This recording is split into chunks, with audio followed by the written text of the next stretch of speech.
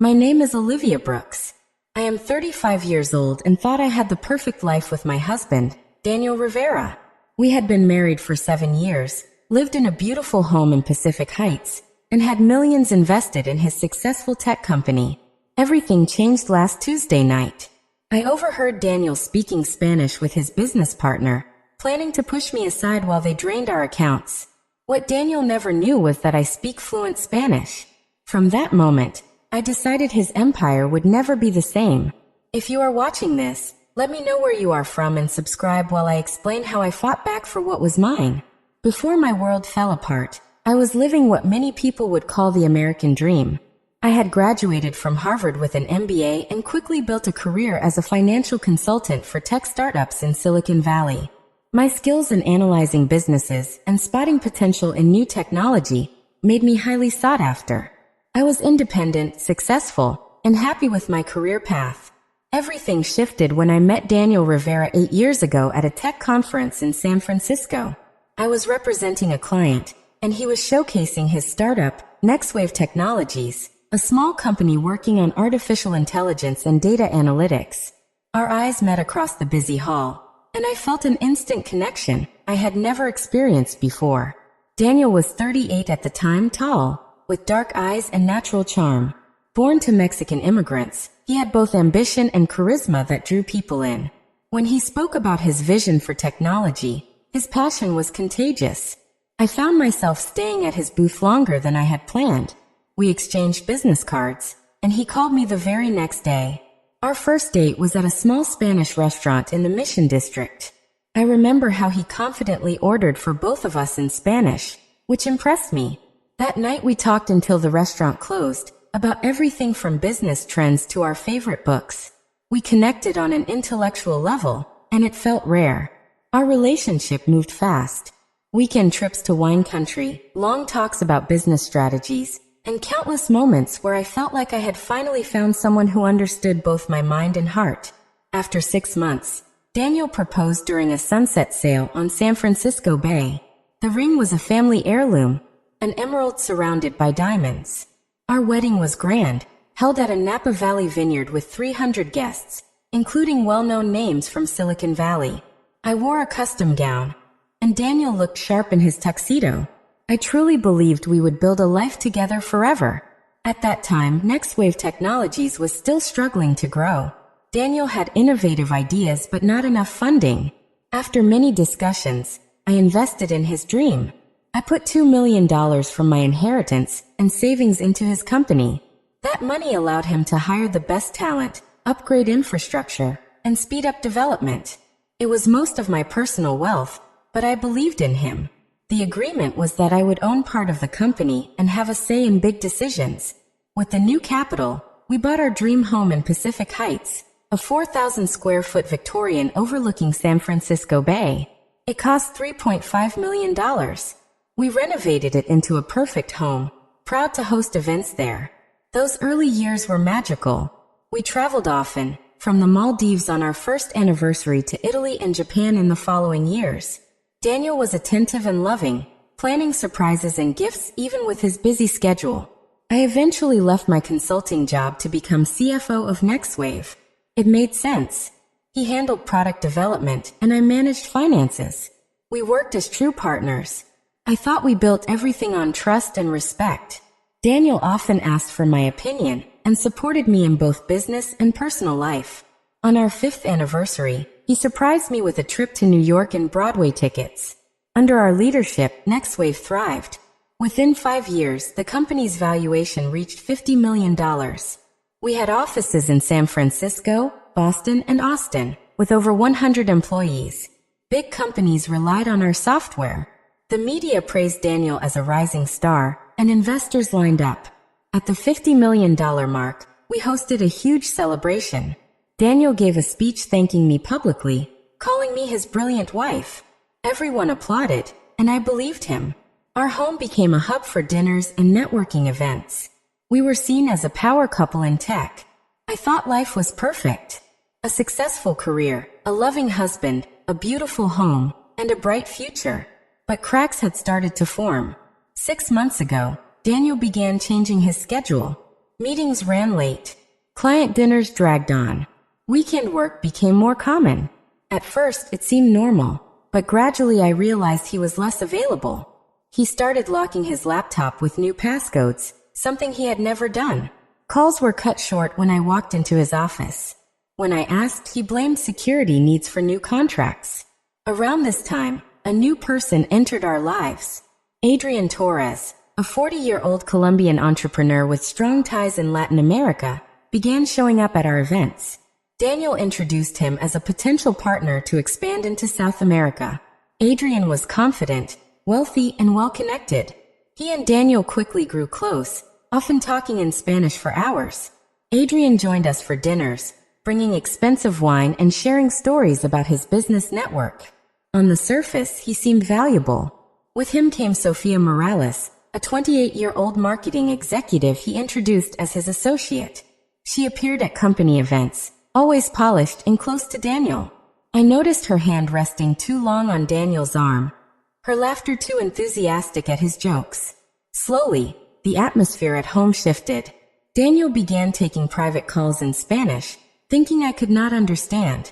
But I always could. I had studied Spanish for 4 years in college, and even spent a year in Barcelona on an exchange program. I was fluent. But Daniel and I had always spoken English, so my language skills never came up in our relationship. Daniel explained that the company was exploring expansion into Latin America, which was why he and Adrian needed private conversations in Spanish. The explanation seemed fair, especially with Adrian involved. Still, I felt uneasy. Why was I suddenly excluded from discussions when I had always been part of strategy? Slowly, I was pushed out of key meetings at NextWave. Daniel told me to focus on current operations while he and Adrian handled expansion. On paper, this division looked reasonable, but it was not how we had always worked together. When I pushed to be more involved, Daniel said he wanted to protect me from the stress of entering a new market. He also started reviewing company expenses more carefully, questioning purchases he would have approved without hesitation before. Even at home, money became an issue. He suggested delaying our kitchen renovation to save funds for expansion. This was unusual for a man who had always been willing to spend freely on the house. Small arguments began over finances. When I wanted to hire a new analyst for my department, Daniel refused, saying the position could wait. When I questioned his frequent trips to Miami and Mexico City, he became defensive, accusing me of not supporting growth. During this time, I found troubling text messages on his phone. They were from Sofia, often sent late at night about meetings that were never on the official company calendar. One message read, "Can't wait to finalize everything. It will be worth all the secrecy." When I casually mentioned seeing a text from Sofia, Daniel brushed it off. He said she was helping with a surprise product launch, then quickly changed the subject. I tried to rationalize my unease. I told myself Daniel was under pressure. The secrecy was just part of strategy. The late nights were about growth. I repeated these excuses, unwilling to face the other possibilities. I shared some of my worries with my best friend, Hannah. She had known both of us since before the marriage and always supported our relationship. Even she noticed the changes. At dinner one night, she remarked, "He seems distracted." He checked his phone 17 times during appetizers. Hannah suggested I sit down and talk openly with Daniel, but something held me back. Maybe fear of the truth. Maybe hope that this was temporary and would pass. For now, I chose to wait and watch while acting normal. But the changes in our personal life were just as troubling. Daniel and I had always been affectionate. Now he avoided my touch. Our intimacy faded, with him often claiming exhaustion. Morning coffees together, once our favorite ritual, were replaced with him rushing out the door, travel mug in hand. Weekend brunches slowly turned into Daniel saying he had to go to the office. I started feeling like a stranger in my own marriage. I wasn't sure where I stood, either personally or professionally. The same woman who once managed million-dollar portfolios with confidence now doubted her own instincts. Was I just overthinking? Was this simply what happened in a work-driven marriage? Or was something darker happening right in front of me? The night that changed everything began in a normal way. Daniel had arranged a dinner party at our home for Victor, and some investors from Mexico City. I spent the entire day preparing, ordering food from an upscale restaurant, and decorating the house with fresh flowers. I wanted everything to look perfect, maybe hoping that a successful night would bring back some normalcy to our strained relationship. I wore a navy dress Daniel once complimented, styled my hair in waves, and applied my makeup carefully. A part of me still wanted to restore the bond we were losing, while another part grew more suspicious of his behavior. Guests began arriving around 7. Victor came early with Isabella, who wore a red dress that caught everyone's attention. She kissed me lightly on both cheeks, her perfume lingering in the air. "Emily, thank you for opening your beautiful home," she said with a smile that didn't quite feel genuine. Throughout the night, I acted as the perfect hostess, pouring wine and keeping conversations flowing, while closely observing what was happening around me. Daniel and Victor often separated from the group, whispering in corners, stopping their talks whenever others came close. Isabella stayed near Daniel, touching his arm when she laughed, leaning too close whenever she spoke to him. I felt like an outsider in my own home, as if everyone else knew their role except me. The investors looked impressed by what Daniel and Victor were presenting, nodding with interest and exchanging glances. By 11, most of the guests had left, leaving only Victor and Isabella, still sipping drinks in the living room. Daniel suggested I head to bed, saying he needed to finalize some details with them about the Mexico City office. His tone made it clear I wasn't needed. Reluctantly, I went upstairs, but I couldn't sleep. I listened to their muffled voices below. Around midnight, I heard Victor and Isabella leave. After waiting another half hour, I went downstairs for water, expecting Daniel to already be in bed. But the light was still on in his office. Quiet voices leaked into the hall. Careful not to step on the noisy floorboard, I moved closer. The door was slightly open. Daniel and Victor were still inside, speaking quickly in Spanish, their tones urgent. My heart pounded as I understood what they were saying. "The Panama accounts are ready," Victor said. "Once the contracts are signed, we'll start moving assets through the shell companies. The paperwork shows Emily signed everything." "And it can't be traced back to us?" Daniel asked nervously. "The documents are perfect. By the time anyone notices, the money will be gone. Your wife trusts you completely. She has no idea." My stomach dropped. They listed amounts. $3 million from the operating account, $5 million from the investment fund, my personal stake worth $12 million. All of it was going into hidden offshore accounts. "So Emily will be in Paris on Tuesday," Victor added. "Perfect. She'll find out too late." Daniel's response chilled me. "When she returns, it'll be done. I'll file for divorce and her shares will be worthless. The company value will collapse once we reveal accounting issues. Everyone will blame her." They were plotting to frame me while stripping the company dry. I leaned on the wall to steady myself. "And Isabella? She understands?" Victor asked. Daniel laughed. "She's ready to be my supportive girlfriend during the divorce. The Miami penthouse is already in her name." They kept discussing transaction dates, which board members were involved, and how to fight legal challenges. Every word stabbed deeper. The man I loved, the man I built a life with, was preparing to destroy me. 7 years of marriage, $2 million of my own money invested, years of work building Skyward Tech into a thriving company, all of it about to be stolen by the man I trusted most. I couldn't breathe. My chest tightened, my vision blurred. Sweat and chills rushed through me. This wasn't heartbreak. This was devastation. Quietly, I went back upstairs and locked the bedroom door. Only then did I let the tears come, burying my sobs in a pillow so Daniel wouldn't hear when he came to bed. I replayed the past 6 months in my mind. The phone calls, the late nights, the distance. Everything made sense now. Daniel had planned this carefully, maybe from the moment Victor came into our lives.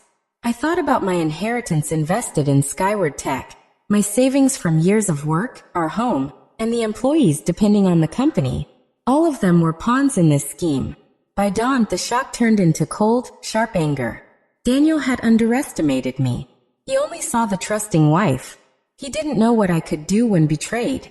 He had made one mistake. He didn't know I understood Spanish. That oversight would be his downfall. When Daniel came into the bedroom later, smiling warmly, pretending nothing was wrong. I was ready. He told me about the Paris trip as if it were a gift. I pretended to be delighted. "That sounds wonderful," I said, masking my revulsion. The moment he left for work, I called Sarah Mitchell, my old college roommate and now a top corporate lawyer. "I need your help. Urgently." Within an hour, I was in her office, laying everything out. Sarah listened carefully, her face growing serious. "This is massive corporate fraud. We'll need strong evidence. But you're not powerless, Emily. We'll build a case." I then called David Chun, our COO, who I trusted deeply. We met at a small cafe, and when I explained everything, he was stunned. "I noticed Daniel excluding you from meetings, but I never thought it was this." Together, we checked company financials. The irregular payments, strange expenses, and transfers to unknown subsidiaries all pointed to shell companies. At least $4 million had already been moved. With Sarah and David's help, I began gathering evidence, securing my own accounts, and reaching out to board members. One by one, I gained their support. Daniel had no idea I was building my defense. By Sunday night, I had secured 4 out of the 7 board votes needed to remove Daniel as CEO if it came to that. At the same time, I hired a private investigator to follow Daniel and Vanessa. Within 2 days, I received photos of them going in and out of an apartment in Pacific Heights.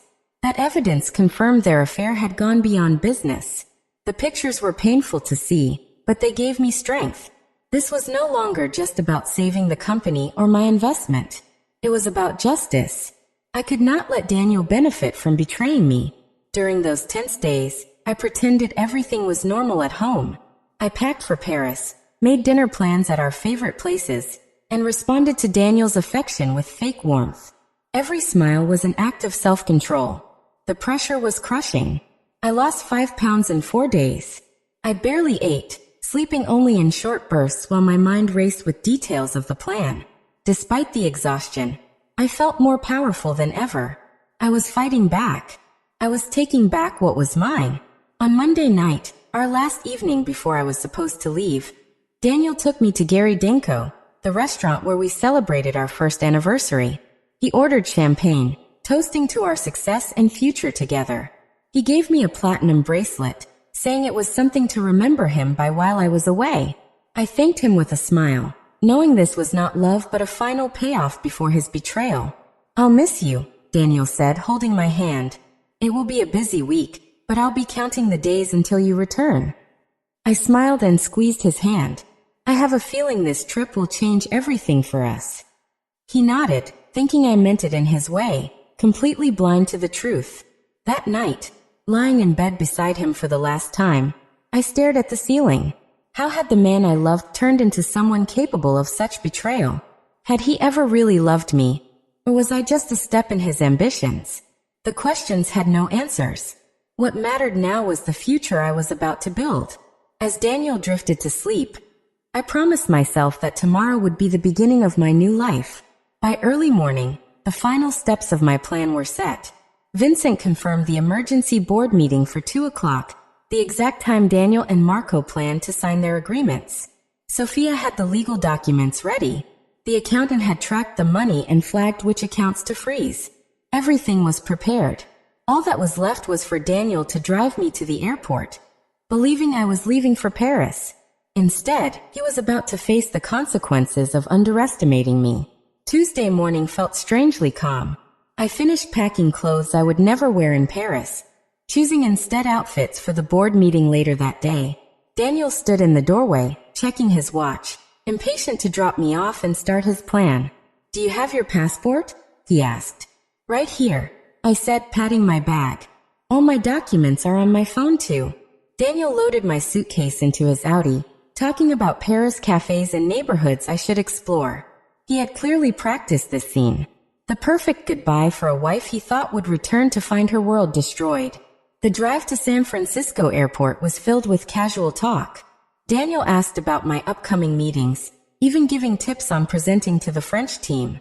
I nodded and took notes, pretending to be the eager traveler, though my heart pounded with anticipation. At the terminal, Daniel pulled up, got my bags, and hugged me tightly. He kissed me as if nothing was wrong. Have a safe flight, my love. Call me when you land. I will, I said, kissing him back. Good luck with your meetings this week.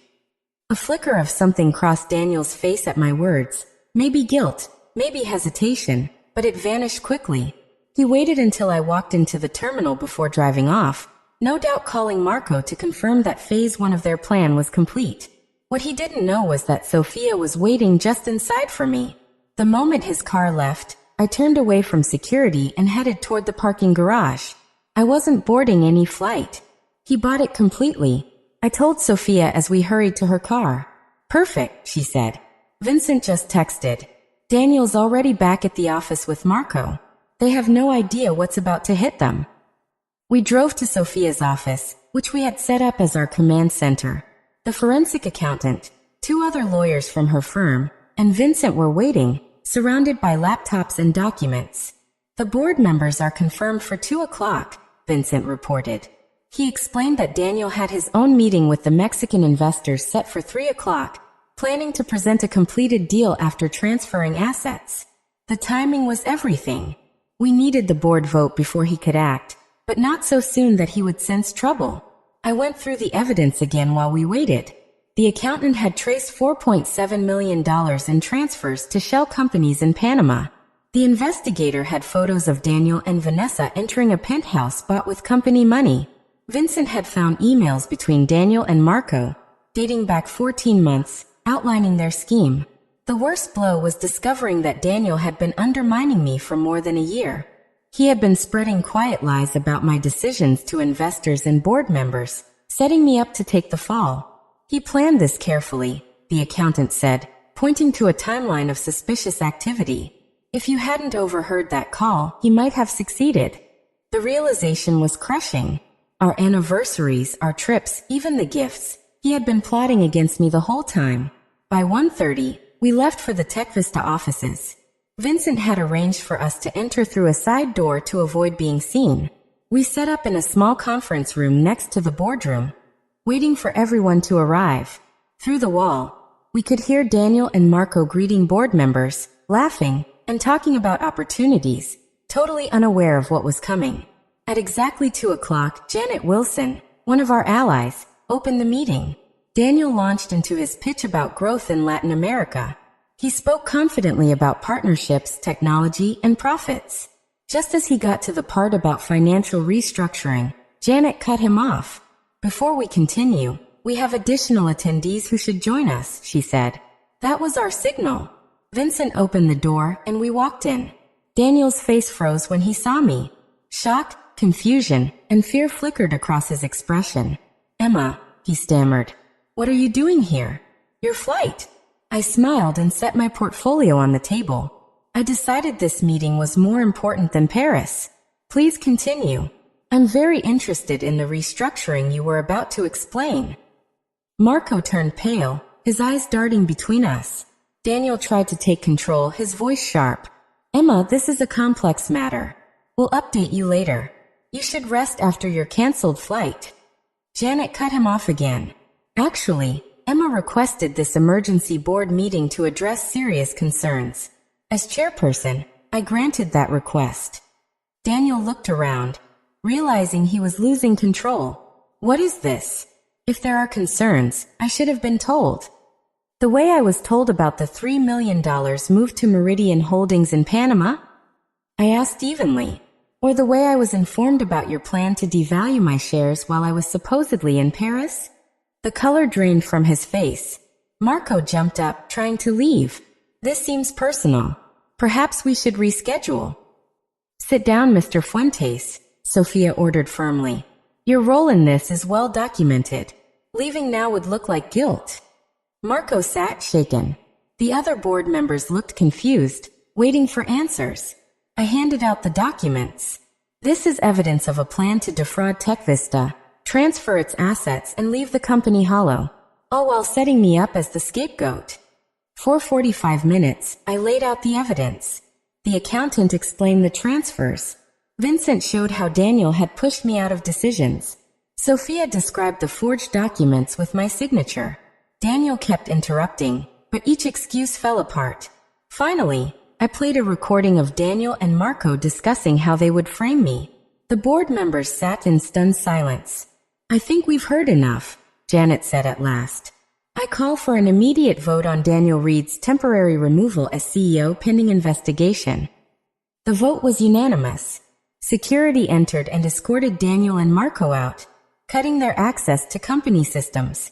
As they were led away, Daniel turned back to me, his face twisted with rage. "You set me up. You planned this all along." I met his eyes. "No, Daniel. I just learned from you. You taught me everything I needed to know about betrayal." With them gone, the board moved quickly.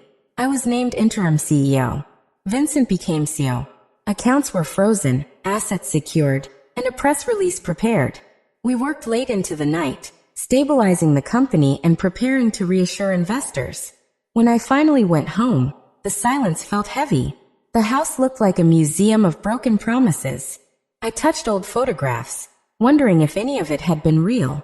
In our bedroom, I began clearing Daniel's things from the closet and drawers, boxing them with cold efficiency. Every item was another reminder of his lies. The watch I had given Daniel for his birthday, the sweater he wore on our Napa trip, the cufflinks I bought him every Christmas. As I packed, the weight of it all finally hit me. I sat on the floor, surrounded by reminders of our life together, and let myself feel the loss, not just of the man I thought was my husband, but of the future we had planned, the trust one gave him, and the love I thought was real. But mixed with the grief was pride. In only 5 days, I had faced betrayal and fought back with action. I saved the company, protected jobs, and proved myself as a leader. Daniel had always underestimated me. He saw me as part of his success, not capable on my own. That mistake ruined him. As the sun rose over San Francisco, I got ready for my first day as CEO of Technova. Hard battles still waited. Lawsuits, rebuilding trust, setting a new direction. But for the first time since hearing Daniel's plan in Spanish, I felt ready. He wanted me out of the way so he could destroy everything. Instead, he gave me the chance to save it and find my own strength. A week later, we called a company-wide meeting to explain the leadership change. Despite our efforts to manage the news, rumors had spread. People worried about their jobs, the company's future, and what it meant for them. That morning, I came in early to prepare. The past week had been a blur. Securing assets, talking with clients, working with the police on Daniel and Miguel's crimes. I barely slept, running on coffee and adrenaline while trying to rebuild what they broke. Victor came into my new office, which used to be Daniel's. "The legal team just called," he said. "Daniel wants a meeting.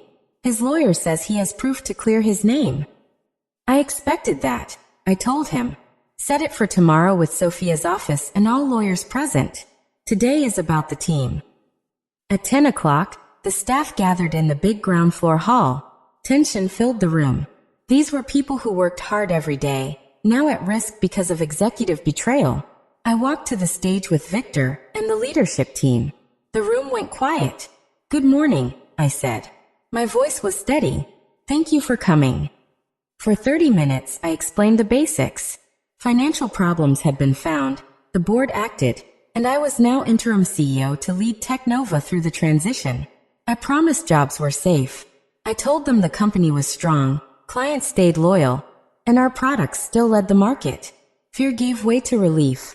When asked about Daniel, I said only that he was gone and legal cases were underway. When asked about our reputation, I explained our plan to rebuild trust. By the end, the mood had shifted from fear to determination. The next morning, Daniel arrived with his lawyer. Both wore sharp suits, looking more like businessmen than accused criminals. He barely looked at me as we sat down. His lawyer pushed a folder forward, claiming it explained everything. Sophia checked it first, then gave it to me. It was full of fake justifications for stolen money. "These stories are creative," I said, "but they don't match the recordings of Daniel and Miguel moving assets and planning to leave Technova as, in their words, a worthless shell." Daniel snapped, saying the recordings were taken out of context. Sophia cut him off, reminding him about forged documents and fake board approvals. For 2 hours they argued. I felt detached, watching the man I once loved twist and lie. Finally, his lawyer shifted tone. They offered a settlement. Daniel would give up claims to Technova in exchange for money and silence agreements. Sophia refused. The board is working with law enforcement on fraud, money laundering, and identity theft. Those cases will continue.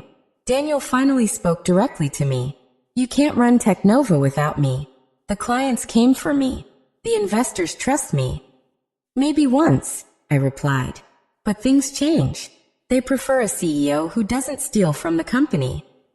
His face darkened. This isn't over. Yes, it is, I said calmly. You underestimated me. You never even knew I spoke Spanish. You thought I'd leave quietly while you stole everything. That's not much of an opponent. He stormed out, his lawyer chasing after him. Sophia touched my shoulder. You handled it perfectly. The weeks after brought legal cases.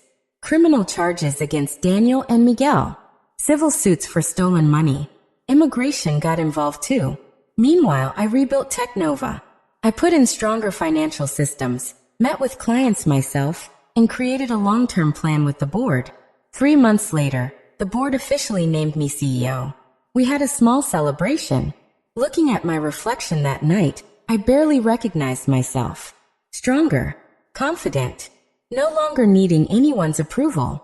6 months later, Daniel took a plea deal. At his sentencing, he looked broken in his prison jumpsuit. He turned to me and said, I underestimated you. That was my greatest mistake. The judge gave him 8 years. As he was taken away, we locked eyes one last time. No love remained, but there was respect. Outside, reporters swarmed. Any message for your ex-husband? One asked. I paused, then answered. Just this. Thank you for the lessons. 1 year later, Technova thrived. Valued at $70 million, with offices in Toronto and London, and clients worldwide. Rebuilding was hard. Competitors tried to steal clients. Investors doubted us. I worked 16-hour days, exhausted but determined. The divorce was simple because of Daniel's crimes. I kept the house and my shares, but the home felt too heavy with memories. I sold it and bought a smaller apartment by the bay.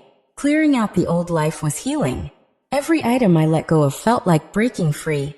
Therapy helped me deal with the betrayal. I worked through the anger, grief, and loss of the future I thought I had. Slowly, I rebuilt myself along with the company. I felt shame for not noticing the signs earlier, but my therapist helped me see that the shame was misplaced. Over time, I even found forgiveness. Not for Daniel, but for myself. Holding on to anger drained energy I needed to rebuild my life and the company. I learned that forgiving him did not mean excusing what he did. It meant refusing to let his betrayal define my future. My friendships grew stronger. Through this battle, Sophia, Victor, and Lisa became more than colleagues. They became a support system built on trust and respect. I also found a passion for helping other women who had faced financial abuse. 6 months ago, I started the Financial Empowerment Foundation. It provides resources and legal help to women whose partners used money to control them. So far, 27 women have regained financial freedom through the foundation. My personal life slowly began to open again. 8 months ago, I met John, a literature professor, at a charity event. We started dating carefully, with openness and honesty that felt new but necessary after Daniel. He respects my boundaries and understands my hesitation to trust fully. The biggest change was inside me. I no longer measure my worth by a marriage. I see my own value now. The betrayal forced me to find strength I never knew I had. Technova also transformed. We put in new financial systems, independent audits, and clear reporting. Our culture now centers on ethics and open communication. Daniel is still serving his 8-year sentence. He sent me one letter filled with excuses disguised as apologies. I never answered. Some chapters do not need reopening. Last week, I spoke at the Women in Technology Summit. Looking at the crowd of women listening closely, I felt closure. The story that once nearly destroyed me had become something I could share to inspire others. I told them the most important lesson was not about business strategy, but about inner strength. When everything fell apart, I discovered resilience. I learned to trust my instincts, demand honesty in relationships, and know that real security comes from within. Daniel thought he took everything from me. Instead, he gave me the chance to discover who I am without him. That can never be taken away. The standing ovation felt good, but the true reward was the women who came up afterward to share their own stories of survival and renewal. I realized my painful experience gave me the words to describe truths about recovery that many women live through. Now, I do not fear the future. I faced the worst storm and came out stronger. Daniel's betrayal is just one chapter in my life, not the whole story. The Spanish conversation I overheard that night changed everything, but it also led me to a more authentic and self-aware life. In trying to take everything, Daniel gave me freedom to rebuild on a stronger foundation. Have you ever faced a betrayal that made you stronger? Share your story in the comments. If this journey spoke to you, please like the video and subscribe for more stories of resilience. Thank you for listening. This is Emma, signing off, wishing you the strength to face whatever challenges life gives you.